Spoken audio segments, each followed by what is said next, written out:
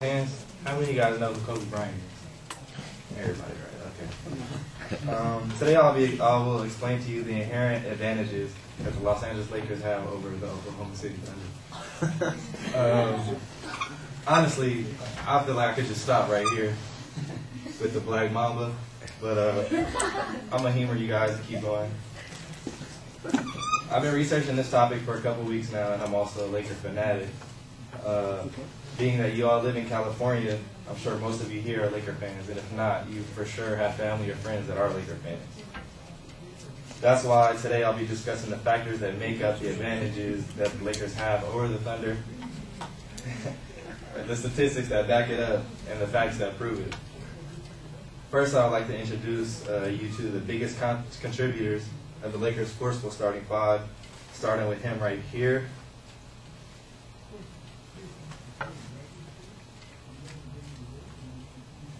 Kobe.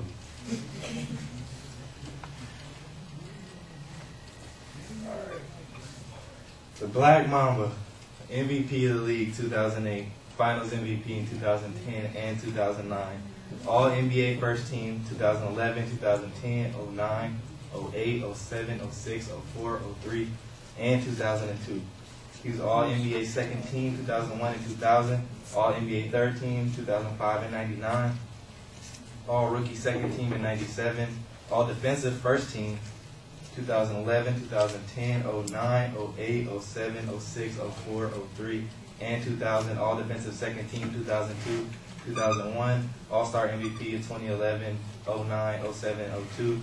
Kobe also has a record with 80 points in one game, and he has 5 championship titles. A mouthful, right? I told you I could stop with him. But I'm going to still keep going with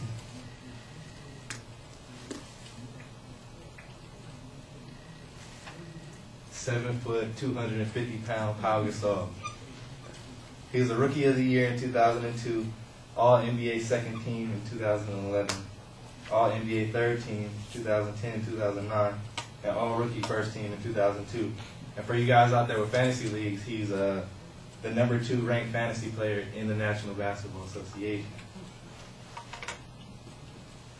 This is Ron Artest. He recently changed his name to Meta World Peace. Yeah, that's what he did. He was a defensive player of the year in 2004. He was on All NBA Third Team 2004, All Rookie Second Team in the year 2000, All Defensive First Team 2006 and 2004, and All Defensive Second Team 09 and 03. Now that you have an idea of the Lakers' talent, let me show you a few statistics of a few Lakers have contributed this season.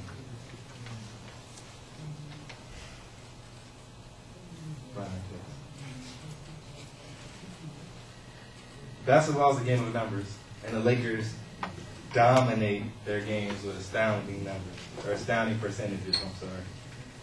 Kobe Bryant is the offensive leader of the NBA with an average of 28.8 points per game. I don't know if you guys know what leader is. Leader is #1, numero uno, top of the charts, okay?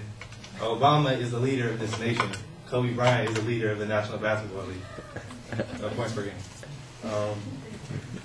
Andrew Bynum, who was suspended for the first 4 games of the season, is the 3rd best in rebounds and the 5th best in blocks. Now, I mean, that's an achievement for somebody who didn't even play the first few games, as you would imagine.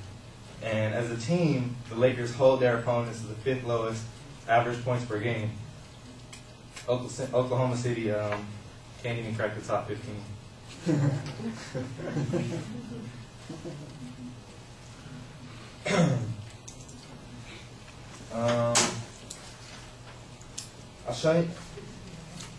I'll show you some key players and known stats. Here's a few facts that put the Lakers above many teams, including the Oklahoma City Thunder in the NBA. The Lakers have been successful despite many problems this year.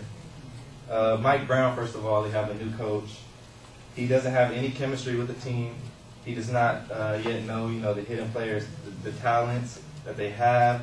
he threw out the Lakers' old playbook, so they're starting out with brand new playbook from San Antonio. It's crazy. This new system has caused controversy between the players and their new head coach. The Lakers as a team are slowly picking it up, and they're starting to click together more and more every week. Mike Brown has gotten virtually an unknown team, the Cavaliers, to the finals, so you can only imagine what he could do with the great Lakers, great Los Angeles Lakers. In the offseason, it was tough for the Lakers. It's tough for me personally, too. It hurt me, it did. They traded Lamar Odom, and then the Lakers acquired, a great rookie and a couple free agents.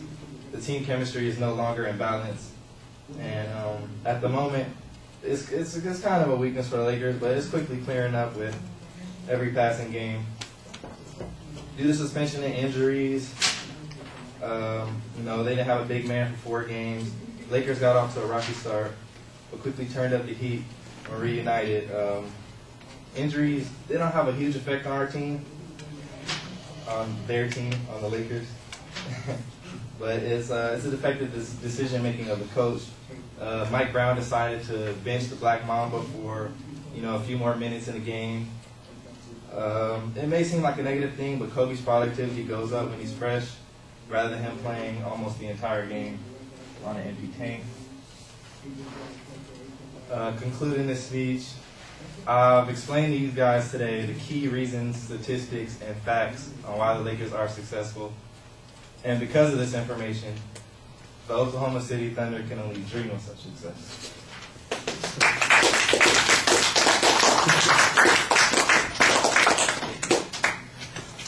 I started the time late again. What was the time on that one? 6:48. 6:48. Okay, thank you.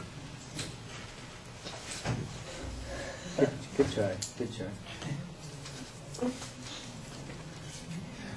All right, Jordan, what did you think?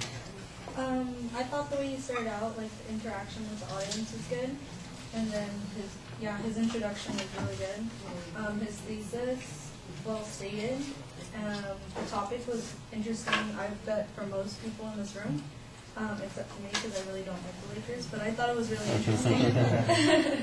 And then I liked his transition. I really think his transitions were really well. I only noticed 2, so I hope there was only 2. And then his list of most of the really good players, it wasn't just a list. Like, he went from one person and described their abilities and like their talent, and then the next one, and then the next one. So that was good. And his conclusion, it was good. All right. Well, let me start off with a couple of things that I agree with you on. I thought that you had a pretty clear purpose statement, and there was a good preview of what the content of the speech was going to be. I think that your transitions are aided by the visuals that you go through, so that tells us a little bit about what we're going through on each of those points. On the visuals, I do think that, especially in that first section where you're talking about the individual players, that you basically end up just reading all the content on the slides, and that gets a little dry. I mean, here are all of Kobe's accomplishments, blah, blah, blah, blah, blah, blah, blah, blah, blah. Here's another year, another year, another year. Since you've got it all up there on the screen, maybe you could summarize it and tell us something more innovative, give us an example, give us something that's unique about all of that information. For example, you mentioned the 80-point game. That would be something that I think you could focus on, all of the number of times he was on the all-star team or first team or defensive team or whatever record is. You've already got it on the screen. Why are we hearing it again? And it just sounds like a long list, so that's kind of dry.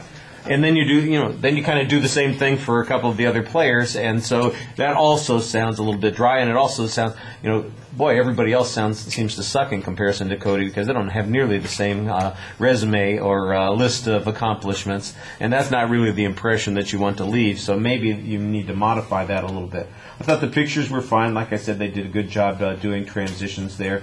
I assume that most of your factual data is statistics from NBA, although I didn't really get a source citation on any of that content. Now, let me go to one of the places that I really disagreed with Jordan on. I I thought the opening was ridiculous. I mean, it's not really some. You know, how many of you know who